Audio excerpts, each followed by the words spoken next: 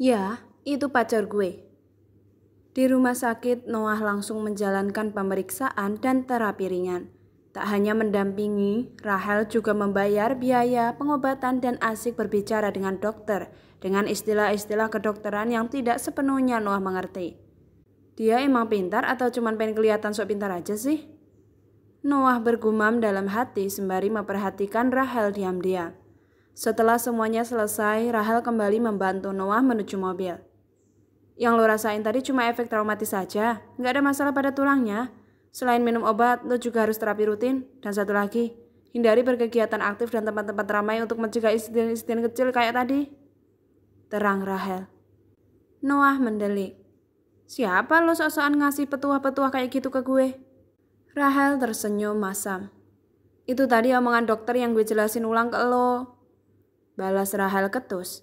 Ia memasang seat belt dan menyalakan mesin mobilnya. Ini mau diantar kemana? Noah menyebutkan alamatnya dan Rahel langsung mengemudi tanpa banyak tanya lagi. Setelah beberapa menit tidak ada percakapan apa-apa, saat berhenti di lampu merah, Noah pun berkata, lo bayarin biaya check up tadi dan nganterin gue pulang, bukan berarti tanggung jawab lo ke gue lunas ya. Itu hanya sebatas tanggung jawab atas insiden kaki gue tadi. Belum soal yang di toko buku minggu lalu. Bola mata Rahel bergulir ke kiri, melirik pada laki-laki yang duduk di sebelahnya itu. Apa yang harus gue tanggung jawabin? Gue gak ngerasa bikin kerugian apa-apa ke lo. Dan kalau misalnya waktu itu kaki lo sakit gara-gara lari, itu juga bukan salah gue. Karena yang ngejar-ngejar lo bukan gue. Dan yang nyuruh lo lari juga bukan gue. Ucap Rahel. Noah mendengus. Ia melepaskan seatbelt agar lebih bisa mengarahkan tubuhnya untuk menghadap ke gadis itu. Lo gak sadar juga ya? Gue dikejar-kejar kayak gitu karena mulut lemes lo itu. Oh, dan gak hanya dikejar-kejar. Wajah gue sampai trending di sosmed pada akhirnya ngebuat gue gak bebas lagi untuk bepergian ke tempat umum. Jelas itu kerugian yang besar bagi gue. Dan lo harus tanggung jawab. One question. Rahel menghadapkan wajahnya pada Noah. Jadi benar lo yang nulis buku itu? Sit. Noah mengumpat dalam hati saat menyadari bahwa ia telah terjebak dalam ucapannya sendiri. Melihat Noah diam, Rahel mengangkat alisnya dan menatap lebih tajam penuh menyelidik. Bukan. Noah membantah. Justru itu kan masalahnya, gue gak terlibat apa-apa dalam buku itu tapi malah gue yang jadi korban. Terus kenapa harus lari? Potong Rahel. Noah terdiam lagi. Pertanyaan-pertanyaan Rahel selalu berhasil menyudutkannya. Bahkan juga membuat Noah merasa gugup seperti sedang berhadapan dengan hakim atau jaksa. Kebungkaman Noah membuat Rahel tersenyum arti. Jelas gadis itu sudah memiliki kesimpulan tersendiri dalam benaknya. Gue bukan yang nulis buku itu. Alasan gue negur lo waktu itu jelas karena omongan lo kelewatan soal buku itu. Dan alasan gue lari waktu itu hanya sekedar refleks karena diserbu banyak orang secara bersamaan. Terlepas dari inti semuanya, at least lo harus punya niat baik buat minta maaf ke gue. Seatbeltnya dipakai. Tandas Rahel tanpa memperdulikan alibi Noah yang panjang lebar itu. Kemudian gadis itu lanjut menyetir hingga memasuki kompleks perumahan Noah. Yang mana rumah lo? Yang putih. Jawab Noah dingin. Dari ekspresi wajahnya jelas bahwa ia masih kesal pada Rahel. Emosinya belum terluapkan sepenuhnya. Gue minta foto KTP lo. Ucap Noah saat mobil itu sudah berhenti. Rahel mengernyitkan keningnya. Buat apaan? Buat jaminan, kalau misalnya sesuatu tentang gue, misal alamat gue ini tersebar, lo akan jadi orang pertama yang gue cari. Hah? Rahel melongo beberapa saat. Lo emang gak punya manner atau gak tahu terima kasih sih? Gue udah bantuin lo hari ini dan bisa-bisanya lo berprasangka buruk gitu ke gue. Oh gas. Rahel mengusap dahinya sendiri. Dengar ya Mas Nan, gue gak punya ketertarikan apapun sama hidup lo. Banyak hal penting yang harus gue lakuin daripada nyebar-nyebar tentang data pribadi lo ke sosmed. Tegas Rahel penuh penekanan. Noah menganga beberapa saat. Gue bukan Nan, turun. Potong Rahel. Tapi gue bukan penulis buku itu. Rahel turun dari mobil, membukakan pintu untuk Noah dan menyeret laki-laki itu keluar. Gak usah ditarik-tarik, gue bisa sendiri. Sergah Noah, lantas keluar dari mobil itu. Tidak langsung masuk ke dalam rumah, Noah masih menantang Rahel. Lo gak usah sosokan dewasa ya di depan gue. Omongan lo yang sok pintar itu tetap gak bisa nutupin kalau lo masih bocah ingusan. Umur kita jelas beda jauh. Jadi ini notis terakhir buat lo, jangan lo sebarin data apapun soal gue. Rahel melengos, bersiap pergi, tapi Noah menahan tangannya. Satu lagi, jangan coba-coba ngejudge karya orang lain karena lo gak tahu seberapa berharga karya itu bagi pemiliknya. Dan betapa komentar jahat dari lo bisa menghancurkan mentalnya. Makasih petua bijaknya ya Mas Nan. Wassalam. Rahel berujar sarkas lantas berlalu dari hadapan Noah. Jangan coba-coba ngejudge karya orang lain karena lo gak tahu seberapa berharga karya itu bagi pemiliknya. Sebenarnya Rahel sangat ingin amnesia dari semua pertemuannya dengan Noah. Akan tetapi kata-kata terakhir dari cowok itu terus berputar di benaknya yang membuat Rahel merasa sangat terganggu. Bukannya sebuah karya kalau dipublikasikan itu artinya sudah bebas buat dikritik ya? Rahel mendumel sendiri. Dasar sastrawan abal-abal, apa-apa langsung tersinggung. Kalau nggak mau dikritik ngapain diterbitin? Ini pasti bukunya bisa laris karena suka bikin quote-quote sok paling paham cinta. Dia terus punya followers banyak di sosmed dan kebetulan target pasarnya memang anak muda yang dunianya hanya seputar cinta dan galau-galauan. Puas mendumel sendiri, Rahel membelokkan mobilnya ke toko buku. Ia berhenti sejenak untuk membeli buku Noah. Untuk apa? Untuk membuktikan anggapannya tidak salah, bahwa karya laki-laki itu terlalu overrated, tak semestinya diagung-agungkan seperti itu. Rahel? Saat memasuki rumah, Rahel langsung dipanggil oleh seorang wanita tua yang rambutnya sudah mulai memutih. Iya, Oma. Rahel pun menghampiri neneknya itu. Kamu dari mana, sayang? Habis dari CFD, Oma. Tadi mampir ke tempat lain dulu, makanya agak lama. Jawab Rahel. Apa Oma butuh sesuatu? Gak ada apa-apa, hanya saja opa kamu tadi nyariin, katanya mau minta ditemenin mancing sama kamu. Oh ya? Terus opa sekarang di mana? Sudah pergi sama kakek Marzuki yang depan kompleks. Apa perlu Rahel susulin, Oma? Gak usah, kamu istirahat saja, pasti capek kan? Oma mengusap-usap lengan cucu kesayangannya itu. Rahel tersenyum.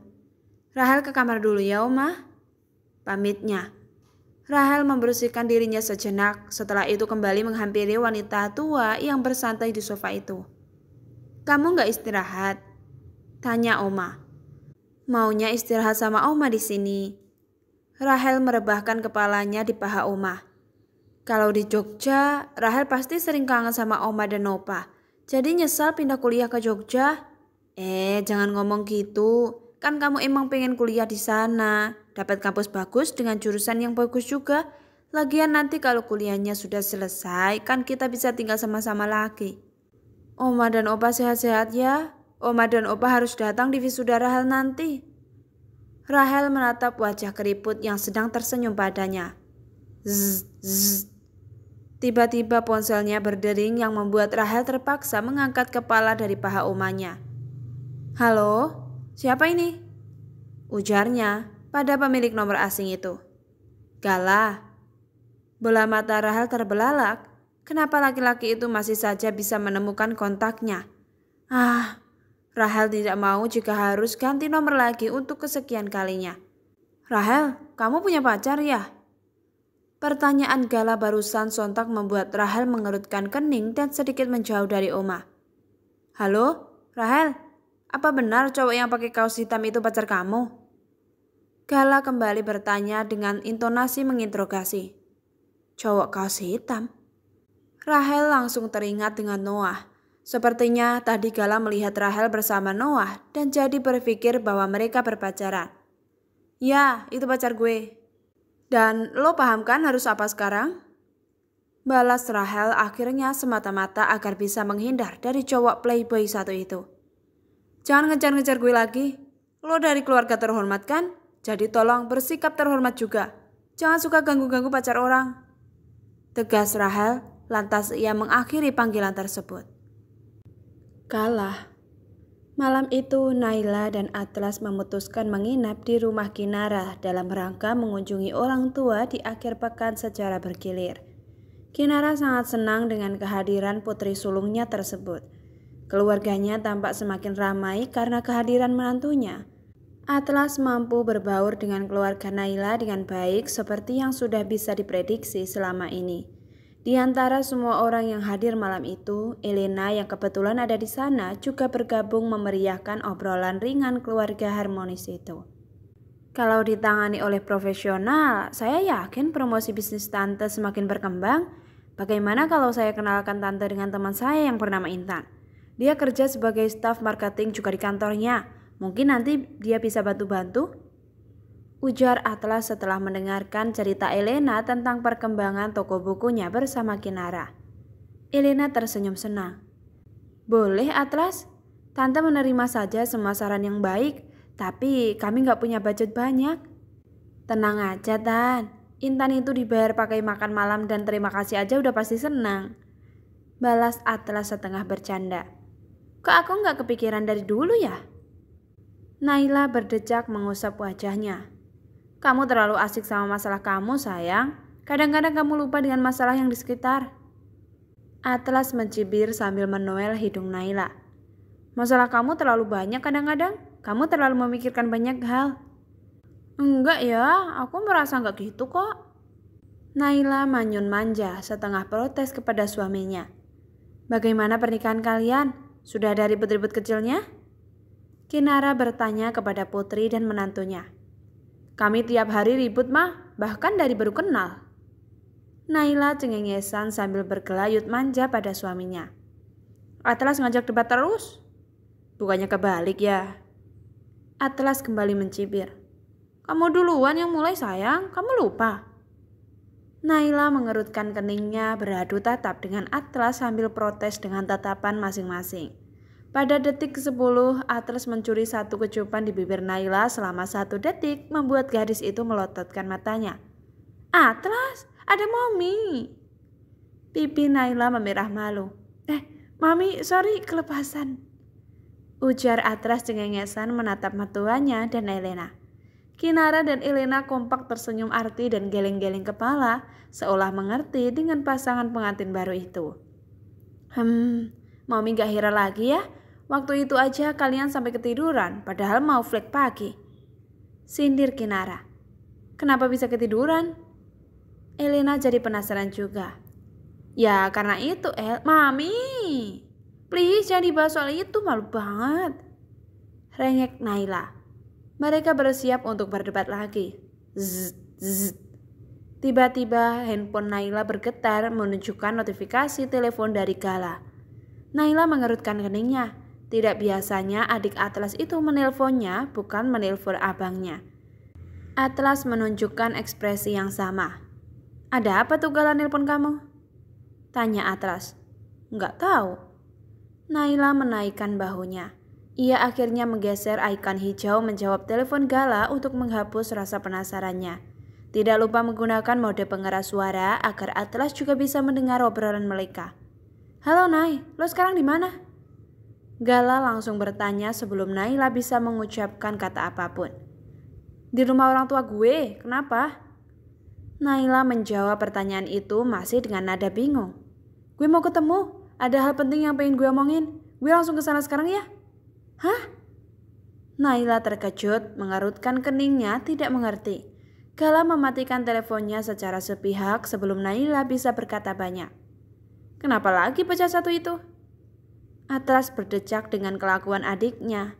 Atlas bisa menduga pasti yang akan Gala bahas dengan Naila bukanlah hal yang benar-benar penting. Karena Atlas tahu pasti urusan adiknya itu tidak pernah ada yang penting.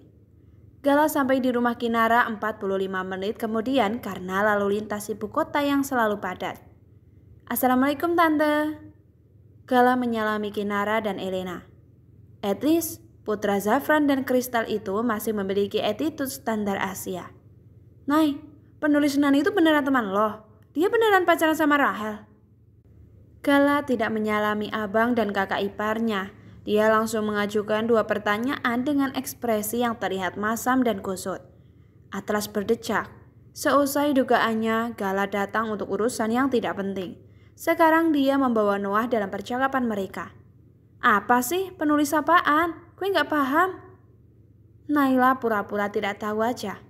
Ini loh. Gala menunjukkan sebuah foto screenshotan pada Naila. Ternyata foto Noah dan Rahel di CFD tadi kembali trending di Twitter dan banyak warganet yang berpendapat bahwa mereka punya hubungan khusus. Ini teman lo yang waktu itu pernah nyanyi di nikahan lo sama abang kan? Gala mengkonfirmasi. Naila lirik-lirikan dengan Atlas. Iya, itu emang teman gue. Tapi soal omongan lo yang tadi gue gak paham. Masa lo gak tahu sih teman lo sedang dekat sama siapa? Desak Gala. Enggak tahu Gal, gue kan gak 24 jam sama Noah.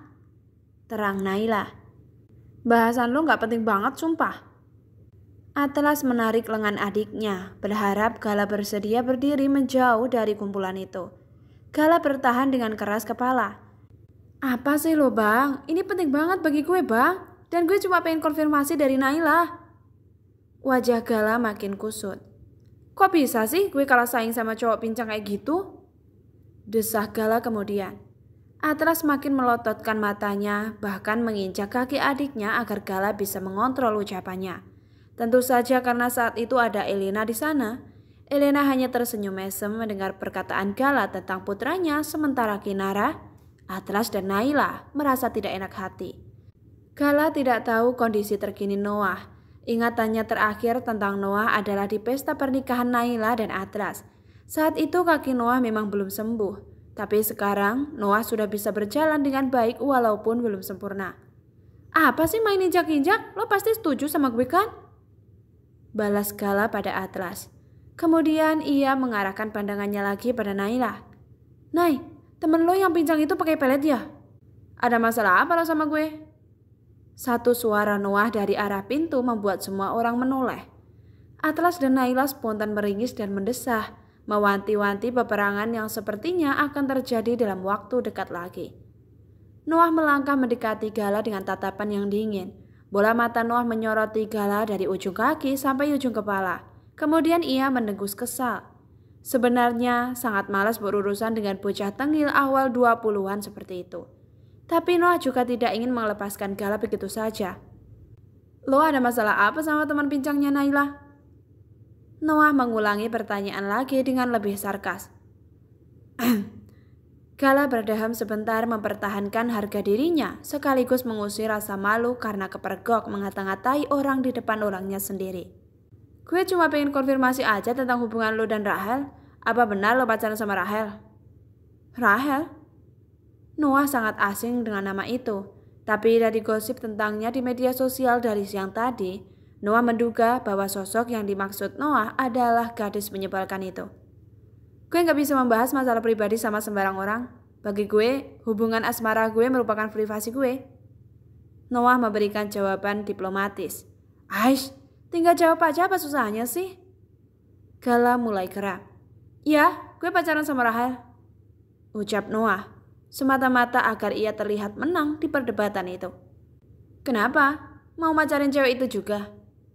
Gala kontan meneguk ludah. Wajahnya memerah, tapi ia tidak bisa marah. Ya, apa haknya untuk marah pada Noah? Selamat kalau gitu. Gala berucap ketus, berusaha bersikap sportif menerima kekalahannya.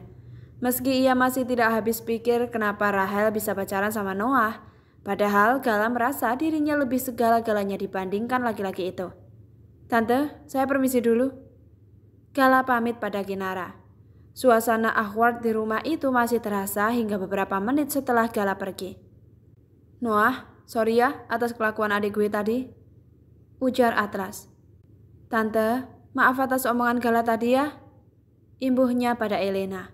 Sebagai seorang kakak, Atlas benar-benar merasa tidak enak hati atas kelakuan adiknya tadi yang menurutnya tidak sopan. Apalagi dilakukan di rumah orang. Elena hanya tersenyum saja. It's okay Atlas, namanya juga anak muda, ributnya pasti gak jauh-jauh seputar cewek. Tapi mama masih heran deh sama kamu. Kamu udah punya pacar baru lagi ya? Elena memutar kepala menghadap Noah. Iya Noah, lo udah punya pacar baru? Dari kapan? Kok gue gak tahu? Timpal Naila. Belum lama. Noah menjawab asal.